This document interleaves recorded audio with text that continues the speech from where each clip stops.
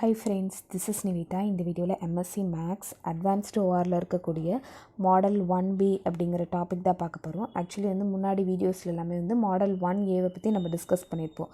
So அதிலெல்லாம் என்ன சொல்லியிருக்காங்க அப்படின்னு பார்த்திங்கன்னா ஷார்ட்டேஜ் காஸ்ட் இருக்காது, பட் அதில் எல்லாமே வந்து சேமான ஒரு ரேட் ஆஃப் டிமாண்ட் இருக்கும் அப்படின்னு சொல்லியிருப்பாங்க. பட் இந்த இடத்துல வந்து டிஃப்ரெண்ட் ரேட் ஆஃப் டிமாண்ட் இருக்கும் அப்படின்னு சொல்கிறாங்க.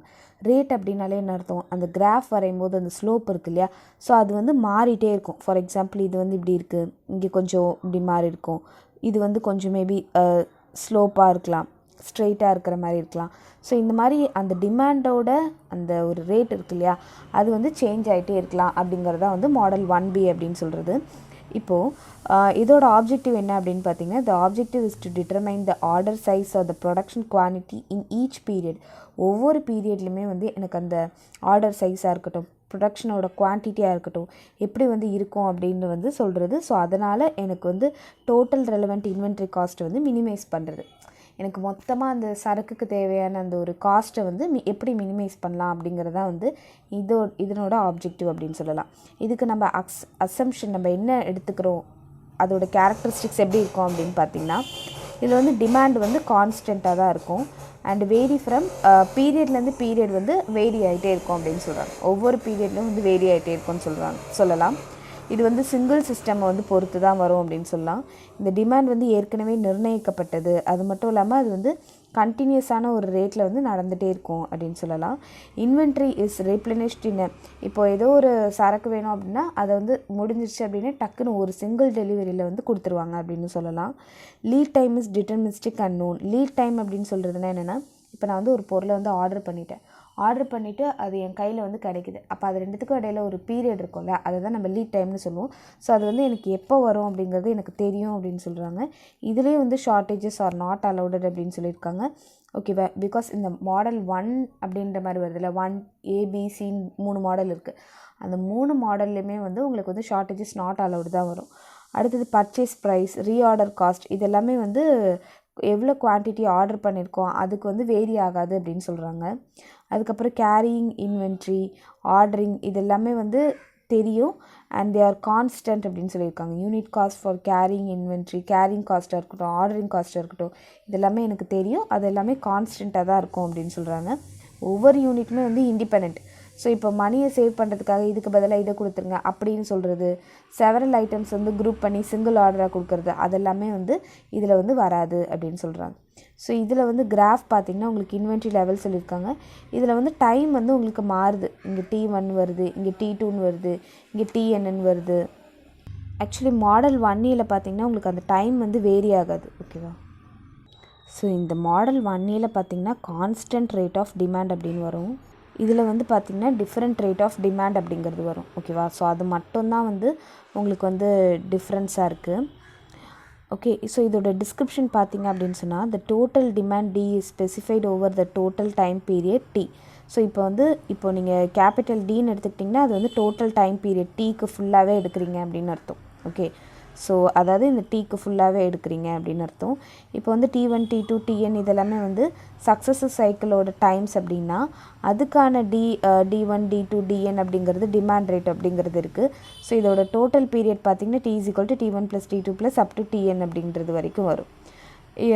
இப்போது suppose each time a fixed quantity say Q is ordered.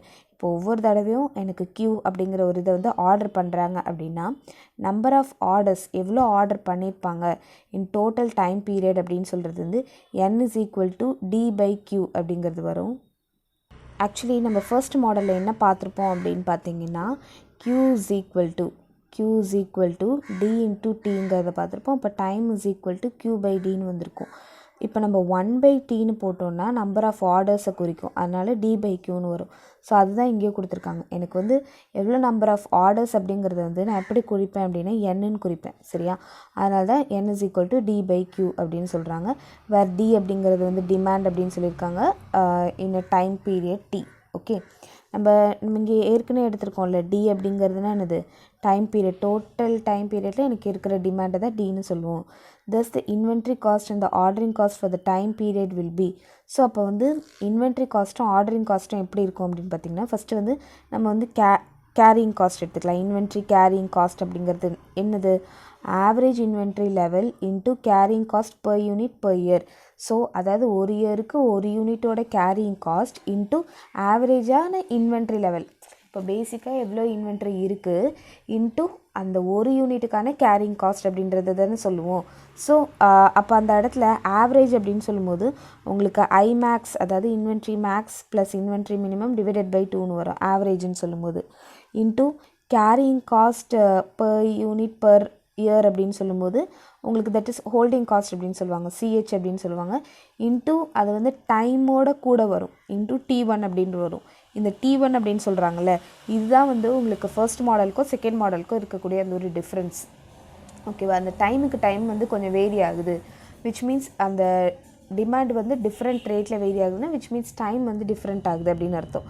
So அப்போ இந்த இடத்துல உங்களுக்கு என்ன வரும் அப்படின்னு பார்த்தீங்கன்னா ஐமேக்ஸ் அப்படின்னு சொல்லும்போது உங்களுக்கு இந்த டயக்ராம்லேயே தெரியும், இது வந்து கியூவோடது மேக்ஸு. இந்த இடத்துல பார்த்தீங்கன்னா இந்த 1/t QT1 சொல்கிறது வந்து திஸ் இஸ் அ ட்ரையாங்கிள். ஓகேவா? இந்த ட்ரையாங்கிளில் இதுதான் வந்து கியூவோட வேல்யூ. ஸோ ஹாஃப் இன்ட்டு பேஸ்ன்னு சொல்லும்போது உங்களுக்கு T1ன்னு வரும், இன்ட்டு ஹைட்டுன்னு சொல்லும்போது உங்களுக்கு Qன்னு வரும். This is half into Q into Tன்றது வரும். This is half into Q into TNன்றது வரும். ஓகே, ஸோ இப்போ இதுபடி பார்க்கும்போது உங்களுக்கு வந்து ஐமேக்ஸ் வந்து Qன்னும் ஐ மினிமமோட வேல்யூ 0ன்னு வரும் by 2 into this. Okay, so அப்போ உங்களுக்கு என்ன ஆகும்? இந்த 0 போயிடுச்சு அப்படின்னா Q/2 into CH into T1 அப்படிங்கிறது வந்திருக்கும்.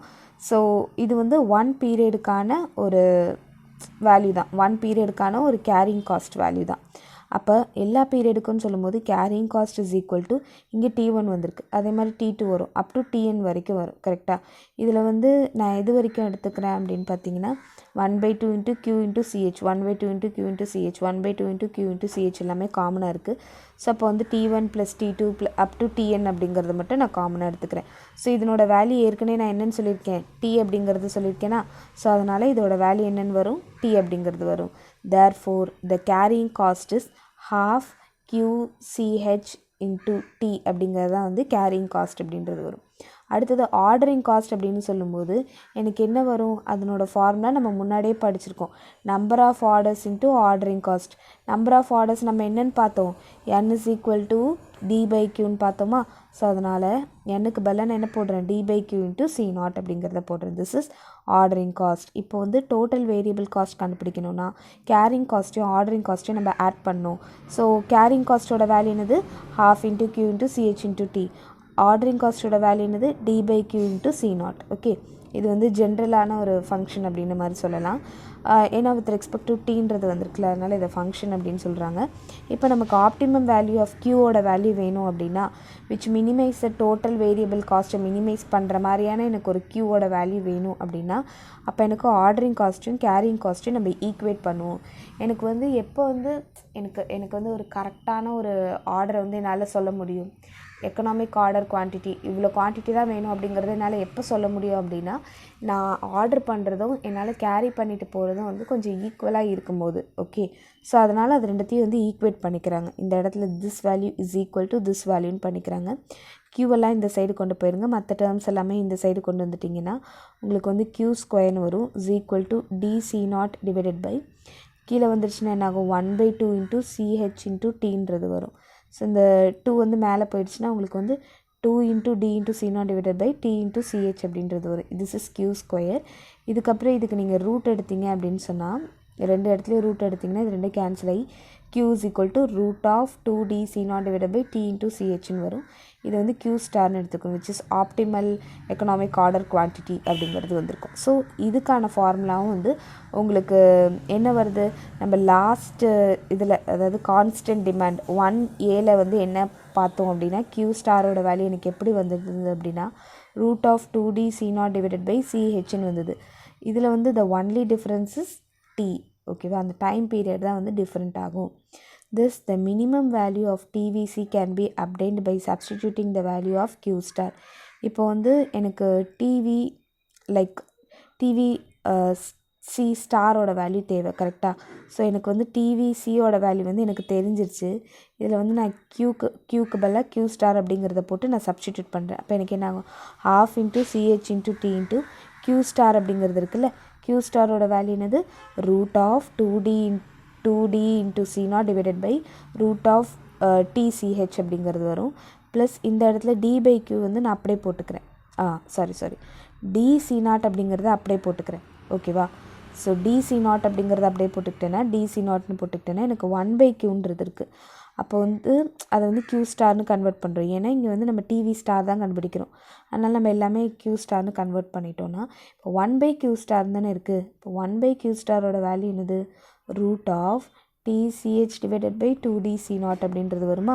ஸோ அதுதான் 1/q ஸ்டாரோட வேல்யூ இந்த மாதிரி எழுதியிருக்காங்க. ஓகேவா? ஸோ இதுக்கப்புறம் இதை நம்ம கொஞ்சம் இது பண்ணணும், என்னென்னா கேன்சல் பண்ணணும். இந்த ch எப்படி எழுதலாம் root of ch into root of chன்னு எழுதலாம். அப்போ எனக்கு இங்கே இருக்கிற ஒரு ரூட் ஆஃப் chம் ஒரு ரூட் ஆஃப் ch கேன்சல் ஆகிடுச்சு அப்படின்னா இங்கே எழுதியிருக்காங்க பாருங்கள். ஆக்சுவலி எப்படி எழுதியிருக்காங்கன்னா இங்கே கிளியராக சொல்லியிருக்காங்க. ஸோ 1/2 இன்ட்டு chக்கு பதிலாக root of ch into root of ch, tக்கு பதிலாக root of t into root of t. After that இந்த வேல்யூஸ் எல்லாமே அப்படியே எழுதியிருக்காங்க. இந்த இடத்துல டிக்கு பதிலாக root of D into root of D, C நாட்டுக்கு பதிலாக root of C naught into root of C naught. அதுக்கப்புறம் இந்த வேல்யூஸ் எல்லாமே அப்படியே எழுதியிருக்காங்க. இப்போது இதில் வந்து ஒரு ரூட் ஆஃப் டியும் ஒரு ரூட் ஆஃப் டியும் ஒரு ரூட் ஆஃப் சிஹெச்சும் ஒரு ரூட் ஆஃப் சிஹெச்சும் கேன்சல் ஆகிடும். அதே மாதிரி ஒரு ரூட் டியும் ஒரு ரூட் டியும் ஒரு ரூட் சி நாட்டும் ஒரு ரூட் சி நாட்டும் கேன்சல் ஆகிடும். அப்போ பேலன்ஸ் என்ன இருக்குன்னு யோசிச்சு பாருங்கள். எனக்கு வந்து ஆக்சுவலி இந்த இடத்துல பார்த்தீங்கன்னா நான் வந்து இந்த 2 எப்படி எழுதலாம் ரூட் 2 இன்ட்டு ரூட் 2ன்னு எழுதலாம். ஸோ ஒரு ரூட் 2வும் இங்கே இருக்கிற ஒரு ரூட் 2வும் கேன்சல் ஆகிடுச்சு அப்படின்னா எனக்கு இந்த இடத்துல 1/√2 அப்படிங்கிறது வந்திருக்கும். ஓகேவா? அதுக்கப்புறம் ரூட்டுக்குள்ளே என்னெல்லாம் இருக்குது, ரூட்டுக்குள்ளே டி இருக்குது, ரூட்டுக்குள்ளே சி நாட் இருக்குது, ரூட்டுக்குள்ளே சிஹெச் இருக்குது, ரூட்டுக்குள்ளே டி இருக்குது. So D C naught D CH இதெல்லாமே ரூட்டுக்குள்ளே இருக்குது. ஓகேவா? ஸோ இது வரைக்கும் நம்ம வந்து முடிச்சாச்சு. அடுத்தது இந்த வேல்யூஸ் பார்த்தீங்க அப்படின்னு சொன்னால் உங்களுக்கு என்ன இருக்குது அப்படின்னா 1/√2 அப்படிங்கிறது உள்ளே இருக்குது. ஸோ 1/√2 எழுதிட்டேன். ரூட்டுக்குள்ளே டி இருக்குது, ரூட்டுக்குள்ளே சி நாட் இருக்குது, ரூட்டுக்குள்ளே டி இருக்குது, ரூட்டுக்குள்ளே சிஹெச் இருக்குது. ஸோ இதையும் நான் அப்படியே எழுதிட்டேன். ஓகேவா? இப்போது இந்த இடத்துல வந்து ரெண்டுமே சேமான வேல்யூஸ் தானே இருக்குது. அதனால் இது ரெண்டுத்தையும் ஆட் பண்ணிங்கன்னா உங்களுக்கு என்ன ஆகும் 2 divided by √2 into root of D C naught D CH அப்படிங்கிறது வந்திருக்கும். இப்போ இந்த இடத்துல நான் வந்து 2 எப்படி எழுதலாம் ரூட் 2 இன்ட்டு ரூட் 2ன்னு எழுதலாம். ஒரு ரூட் 2 கேன்சல் ஆகிடுச்சுன்னா இதெல்லாமே சேர்த்து எழுதும்போது root of 2d c naught ch into D அப்படிங்கிறது வரும். What is this? இதுதான் வந்து ஆப்டிமல் டோட்டல் வேரியபிள் காஸ்ட்டோட ஃபார்முலா. ஓகேவா? ப்ராப்ளம்ஸில் எல்லாமே வரும்போது நம்ம இதை தான் வந்து சால்வ் பண்ணுவோம். ஆக்சுவலி நம்ம மாடல் 1A வந்து நமக்கு வந்து டிவி சி ஸ்டாரோட வேல்யூ என்ன கிடச்சிது அப்படின்னா root of 2d c naught ch அப்படிங்கிறது மட்டும் வந்திருக்கு.